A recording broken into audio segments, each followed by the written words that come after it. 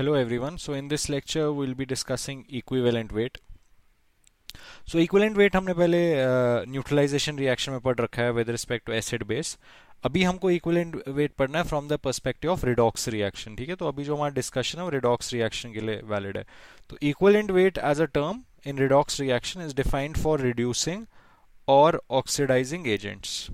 ठीक है, तो इसका डेफिनेशन देख लेते हैं. So equivalent weight is the mass that generates 1 mole of electrons or reacts with 1 mole of electrons. ठीक है, तो इलेक्ट्रॉन जनरेट कौन करता है? इलेक्ट्रॉन तो जनरेट वो करेगा ना खुद ऑक्सीडाइज होगा, मतलब जो रिड्यूसिंग एजेंट होगा. और इलेक्ट्रॉन के साथ रिएक्ट कौन करता है? Oxidizing agent. तो ये दो डेफिनेशन है. It is the quantity that generates 1 mole of electron or it is a quantity that reacts with 1 mole of electron. So equivalent weight is defined from the perspective of reducing or oxidizing agent. ठीक है, तो ये definition हम देख लेते हैं. तो let's try to apply this definition. तो किसी भी एक एग्जांपल को देख लेते हैं जो हमने ऑलरेडी डिस्कस कर रखा है. ठीक है, let's look at something that we already know. जैसे ये क्वेश्चन हमने किया था प्रीवियस लेक्चर में, अगर आप देखोगे कि ये क्वेश्चन किया था हमने, तो इस पे फोकस करते हैं. ठीक है, not from the point of view of solving this question but just from the point of view of equivalent weight, कि अगर हम इस पे इक्विवेलेंट वेट का हम डेफिनेशन लगाएं तो देख लेते हैं. ठीक है, इसको मैं हटा देता हूँ. ठीक है, ये भी हटा देते हैं. इसको पूरा बैलेंस करने की ज़रूरत नहीं है. ये देख लेते हैं. इट्स नॉट बैलेंस दिस, जैसे this is the reaction that we had. तो अभी हमने कहा इक्विवेलेंट वेट जो है that is defined for reducing agent और ऑक्सीडाइजिंग एजेंट. ठीक है, तो इस बार KMnO4 को देख लेते हैं. KMnO4 की रिडक्शन हो रही है, तो ये तो ऑक्सीडाइजिंग एजेंट है. ठीक है, ये एक ऑक्सीडाइजिंग एजेंट है. तो इस पे अगर मैं फोकस करूं, ये 5 इलेक्ट्रॉन जो है, ये 5 इलेक्ट्रॉन की रिडक्शन है, 5 इलेक्ट्रॉन गेन कर रहा है. मतलब अगर मैं मैग्नीज पे फोकस करूं, मैग्नीज जो है वो +7 से जा रहा है +2. राइट, सो KMnO4 का जो मैग्नीज है वो 5 इलेक्ट्रॉन्स एक्सेप्ट कर रहा है. So KMnO4 accepts 5 electrons and in that process gets reduced. So equivalent weight की अगर हम डेफिनेशन देख लें, इक्विवेलेंट वेट की definition was the quantity that reacts with 1 mole of electron. ठीक है, let's keep this in mind, reacts with 1 mole of electron. तो हम इसको देख लेते हैं. तो KMnO4 is reacting with 5 electron. मतलब KMnO4 का अगर 1 मोल होगा, ठीक है, अगर KMnO4 का लेट्स से अगर KMnO4 का मेरे पास 1 मोल है, this 1 mole will react with 5 moles of electrons. ठीक है, so how much will react with 1 mole? Right, so 1/5 mole will react with 1 mole of electron. So equivalent weight is the mass that reacts with 1 mole of electron. So that is 1/5 of a mole. So KMnO4 का मास कितना है? KMnO4 का मास है 158 ग्राम होता है इसका molar mass. तो 1 मोल तो 5 मोल के साथ रिएक्ट कर रहा है, 1/5 mole will react with 1 mole. So that means इसका इक्विवेलेंट वेट जो हो जाएगा वो जाएगा 158/5. तो हमने मोलर मास ऑफ ऑक्सीडाइजिंग या रिड्यूसिंग एजेंट को डिवाइड करना है by the number of electron that it loses और गेन्स. जैसे C2O4 की अगर बात करें, ऑक्सैलिक एसिड का अगर हम मोलर मास देख लें, ऑक्सैलिक एसिड का मोलर मास जो होता है वो 90 होता है. ऑक्सैलिक एसिड का है 1 मोल है हमारे पास. 1 मोल कितने इलेक्ट्रॉन्स लूज कर रहा है? 2. बिकॉज कार्बन देखो +3 से +4 जा रहा है, तो 1 इलेक्ट्रॉन लूज करेगा. लेकिन ऑक्सैलिक एसिड के बाद कितने कार्बन है? 2 कार्बन है. तो इफेक्टिवली ऑक्सैलिक एसिड तो 2 इलेक्ट्रॉन लूज करेगा ना. 1 molecule will lose 2 electrons, 1 mole will lose 2 moles. So how much of it will lose a single mole? That is half a mole of this. तो इस बार हम इसको divide कर देंगे 2 से. So every time we need to divide this by the number of electrons that are there. तो इस बार हम इससे डिवाइड कर रहे हैं, इस बार हमने इससे डिवाइड किया था. तो ऐसे हमको इसका इक्विवेलेंट वेट पता लग गया. ठीक है, तो oxalic acid is 90/2 and KMnO4 is 158/5. तो थोड़े और एग्जांपल देख लेते हैं. Let's look at more examples from what we have already discussed. जैसे ये देख लेते हैं, इसमें KMnO4 है, उसको ऑलरेडी पता है. H2O2 पे फोकस करते हैं. ठीक है, so let's focus on H2O2. तो H2O2 को अगर मैं देखूं, H2O2 यहां जो है गेट्स कन्वर्टेड इनटू O2. ठीक है, so let's look at this in a separate sheet. तो इसमें देख लेते हैं. तो हमने इसकी डेफिनेशन लिख ली. तो डेफिनेशन यही है. तो हम कह रहे हैं H2O2 जो है जब उसकी ऑक्सीडेशन होती है वो कन्वर्ट हो जाता है O2 में। तो H2O2 का जो मोलर मास है 16 × 2 32, 32 + 2 34, ठीक है। तो ये 34 है। तो अभी अगर हम देखें, इसमें इसका ऑक्सीडेशन स्टेट -1 है, इसमें इसका ऑक्सीडेशन स्टेट -2 है। तो -1 से -2 जाने में एग्जैक्टली हमको एक इलेक्ट्रॉन चाहिए, राइट। -1 से -2 में एक इलेक्ट्रॉन का ट्रांजैक्शन है, लेकिन यहाँ कितने ऑक्सीजन है? 2 ऑक्सीजन है। दोनों ऑक्सीजन -1 से -2 जाएंगे ना, सो टोटल इलेक्ट्रॉन इन्वॉल्व कितने हो जाएंगे? 2 इलेक्ट्रॉन। सो H2O2 से O2 जाने के प्रोसेस में 2 मोल ऑफ इलेक्ट्रॉन इन्वॉल्व है।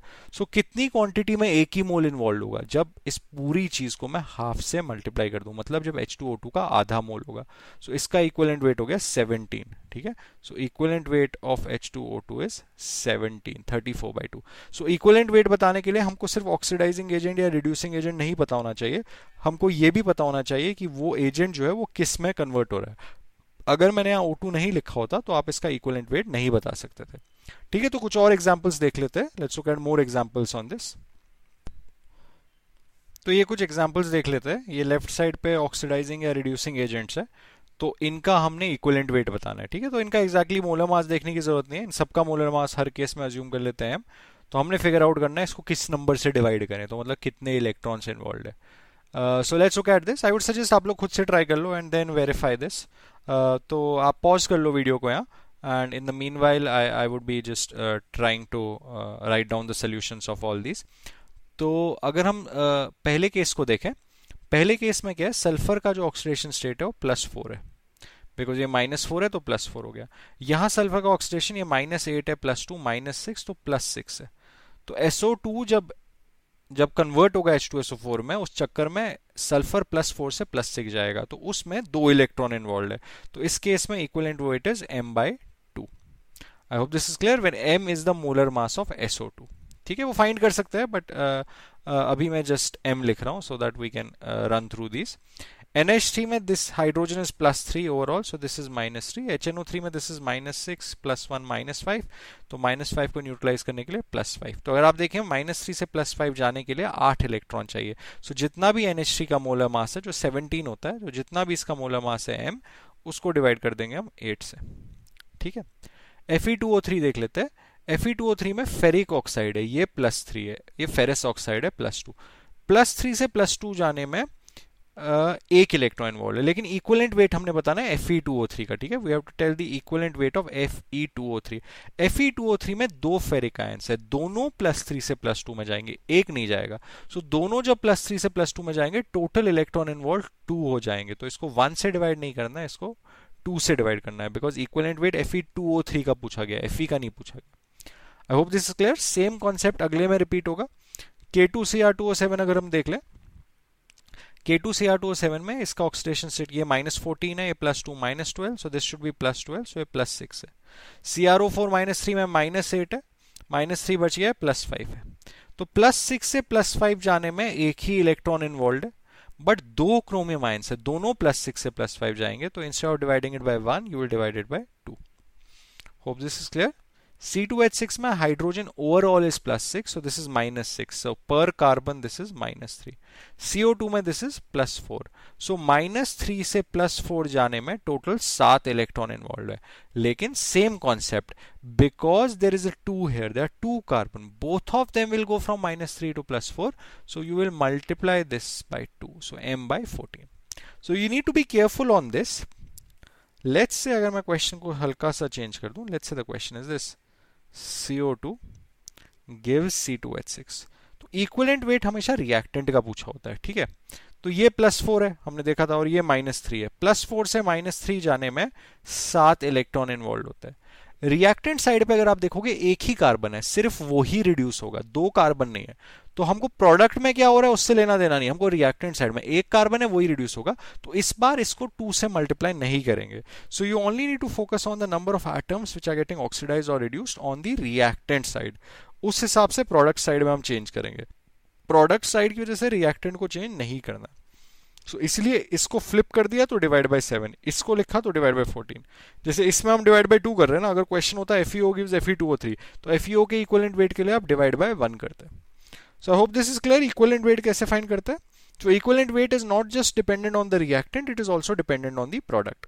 जैसे एग्जाम्पल देख लेते हैं KMnO4 का. इनफैक्ट ये चीज आपको याद भी रखनी है, KMnO4 is an important oxidizing agent, तो उसके बारे में पता होना चाहिए. जैसे KMnO4 में अगर हम एसिडिक मीडियम में उसको यूज करें तो वो MnO में कन्वर्ट हो जाता है. ठीक है. अगर वीक बेसिक मीडियम में यूज करें, ठीक है, वीक बेसिक में यूज करें, W लिख देता हूं यहाँ, वीक बेसिक, तो वो MnO2 दे देता है. ठीक है.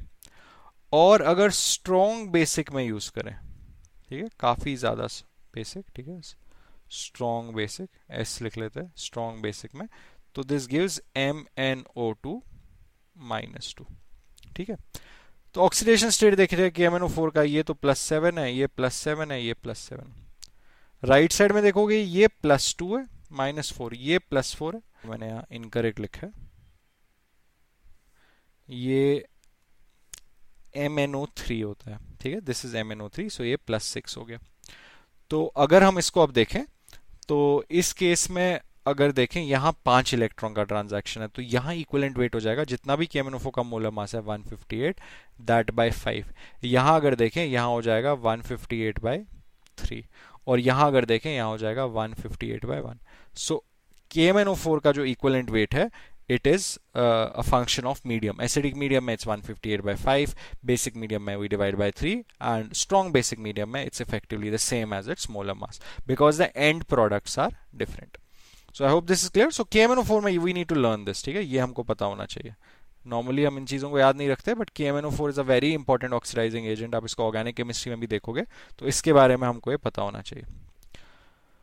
अब एक और चीज़ जो हमने देखनी है, that is the concept of the disproportionation reaction, कि उसमें अगर इक्विवेलेंट वेट देखना हो. ठीक है, तो उसका एक सिंपल एग्जांपल देख लेते हैं.